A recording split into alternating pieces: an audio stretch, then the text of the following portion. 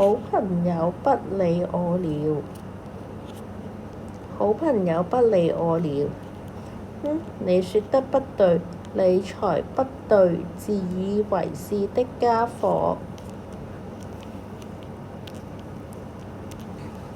冷戰中，4天後，文心的遠的怒氣值從10降到0，怒氣值10。第一日吵架後第一日，第二日開始慢慢跌，第3日慢慢跌，第4日變返開心啦。咁呢個叫做怒氣值。文心已經不生小美的氣了，可他們見面還是不說話。小美，小美，諗起都唔開心，因為原本好朋友，而家冇咗啦。偷看那個？算了，人家根本不想理我。小美，小美不理我，我也不理她。我想像以前那樣開心地跟小美一起玩。小美真是小心眼，這麼久了還在生氣。想跟小美和好，我得主動做些什麼吧。小美會不會再也不理我呢？或許她也像我一樣，只是不知道怎麼開口。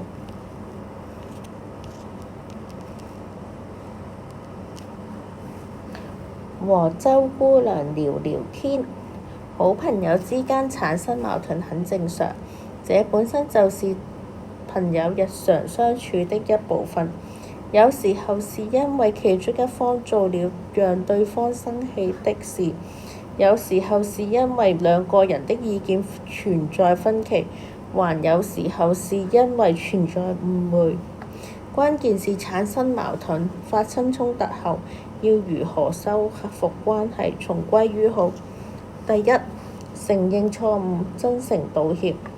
如果鬧了矛盾之後，好朋友不理你了，有可能是因為他心裏的氣還沒有消，也可能他和你一樣想要和好，卻不知道怎麼邁出這一步。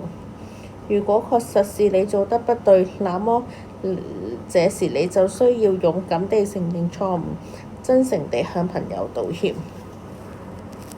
和而不同，互相尊重。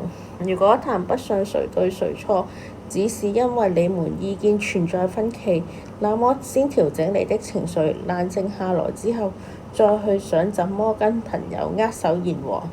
其實好朋友之間想法不同很正常，不一定非要說服對方同意你的觀點。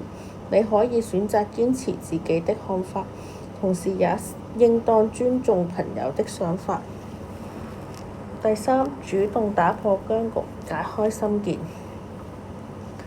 想要打破僵局，總要有一個人先行動。想一想朋友的優點，再想一想你們一起玩耍的快樂時光。如果你還珍視這份友誼，那就主動一點。你可以直接跟朋友表達和尚好的想法，也可以主動找話題跟朋友聊，或是邀請他一起去做某件事，比如一起去圖書館、一起去球場打籃球等。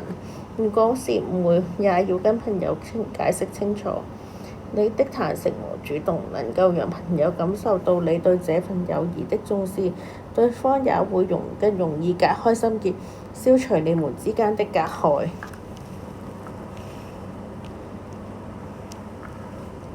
試試這麼做。當你遇到煩心事時，你很容易被複雜的情緒淹沒。如果你覺得這些煩惱已經干擾到你了，可以試試下這個遊戲。煩惱樹，在紙上畫上一棵大樹，可以畫成任何你喜歡的形狀或樣子，然後貼在牆上。找2種不同顏色的便利貼，在其中一種顏色的便利貼上一一寫下你的煩惱，並貼在你的大樹上。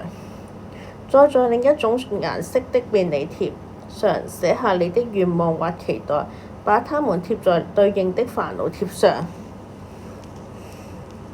你還可以嘗試把煩惱樹做成立體，用一個紙杯做花盆，用吸管做樹幹，拿膠紙把它們固定好，做成你心目中大樹的樣子。